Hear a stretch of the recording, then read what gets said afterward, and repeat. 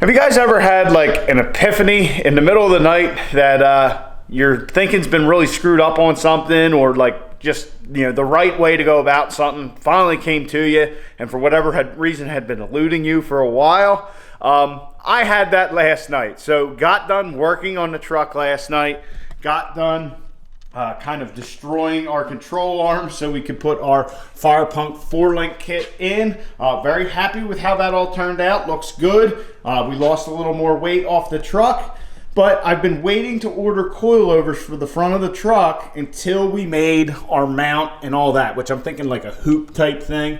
So anyhow, that's really neither here nor there. I was going to wait till we made the mount to order the coilovers. And last night, it dawned on me, what are you waiting for? You're going to build the mount. Just figure out how long you want it and then build it. You know, you don't need to build it and then just see where it comes out. Like, I don't know why I was thinking so screwed up. I guess my concern was that, you know, whatever our size of our coilover, it wouldn't be right. But last night, I just realized that, no, you have the perfect thing to go off of, the other side.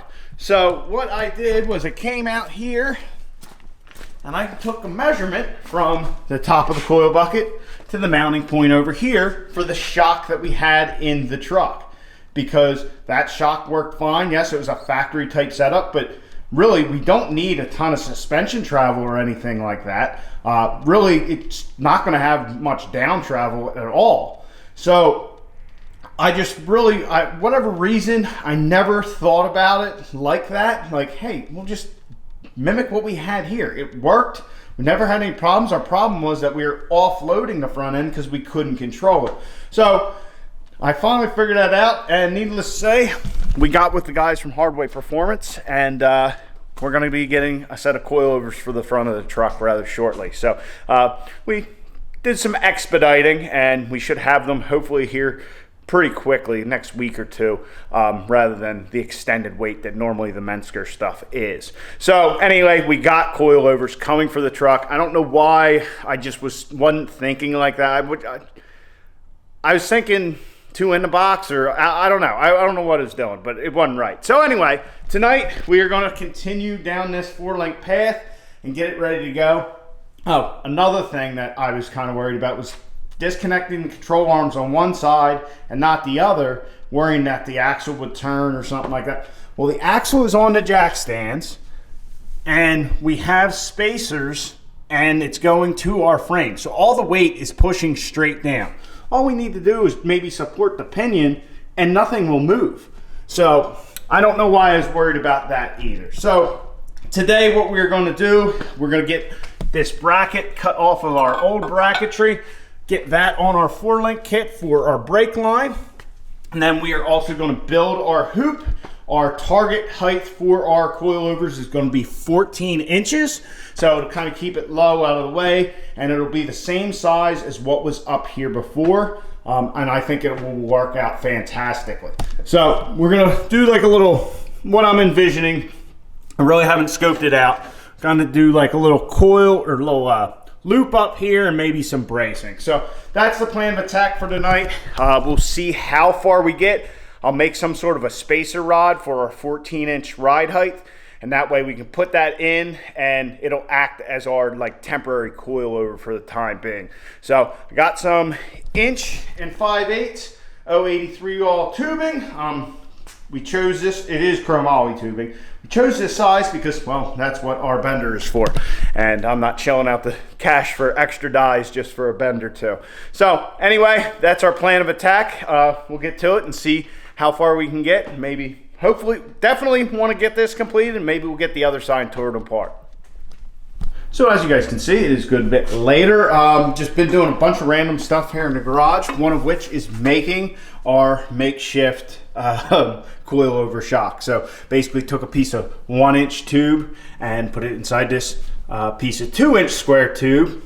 Inside of it is 1.5 inches. So just put a piece of 1/4-inch plate on either side of it, centered it up, got it level to this one, so that way everything is true, and we have our makeshift coilover shock. Yes, it is a bit ugly and I didn't clean it up at all, but that's not really the purpose of it. So also I've been playing with our Pro Tools bender.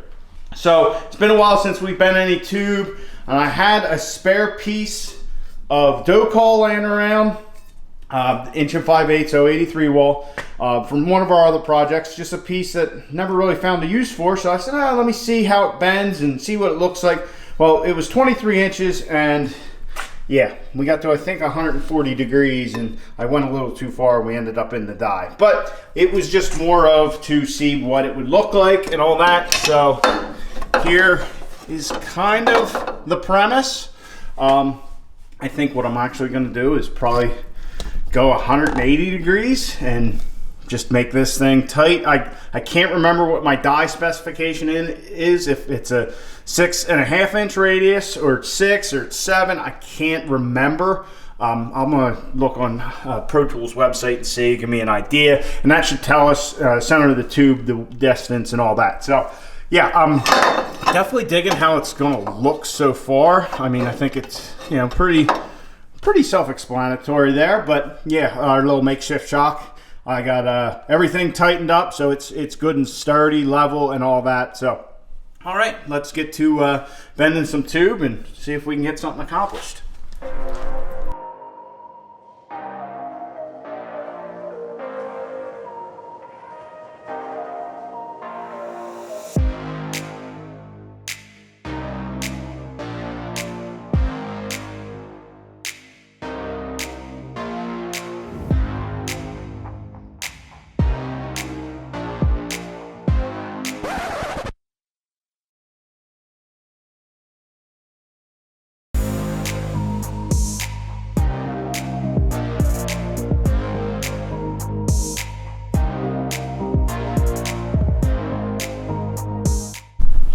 All right, so we have our shepherd's crook or our candy cane or whatever. So we had a couple issues. This has not been the best bending session. So bent up our gauge wheel a little bit. So I had the wrong size thing in there. This was actually still in the box. So when I bent the dough call, how it didn't bend it, I have no idea. Anyway, so I thought that was our problem because I kept getting where I couldn't get on these. The next nub, like it wasn't going, you know, far enough, and I ground one down. I'm like, I can't keep doing this. There's something going on. I think this stuff's just junk. I think it's crap tube. I needed just a small section of tube, so rather than run into S&W race cars or something like that, because there's no distributors in my area who want to deal with chromoly. I just got it off of Summit. Figured, Summit Racing, Jags, one of the two, something like that. And figured it'd be good. But no, the spring back on this tube after at 60 degrees is so bad, I couldn't get the next notch on here. And like that dough call, we didn't have any problems. Which this is really high quality stuff, so it shouldn't be a surprise. But yeah, I couldn't believe it. So if you need a piece of chromoly and you're looking around like Jags or Summit, do not get this all-star performance crap. Yeah, figured I'm getting it from Jags or Summit. It shouldn't be too bad, but the spring back on this stuff is crazy. I was actually taking a piece of square tube here, and wherever I'd stop, I'd find a spot to stick it in and let it come back. I mean, don't worry. It's not like when it's springing back, it's got a ton of force, like that thing's going to shoot across the room. So it's not like it was dangerous or anything, but it's a pain in the ass. And it shouldn't be that way. I mean, so do not get all-star performance tubing. So we do have our 180, so we will go from here. I'm going to cut it even. We're going to figure out how to make our mount. I did a little attempt with our piece of dough call, so we're going to do something along this line here. Is kind of my plan. So yeah, wish me the best of luck, because I don't want to have to do this more than the 2 times I need to do it.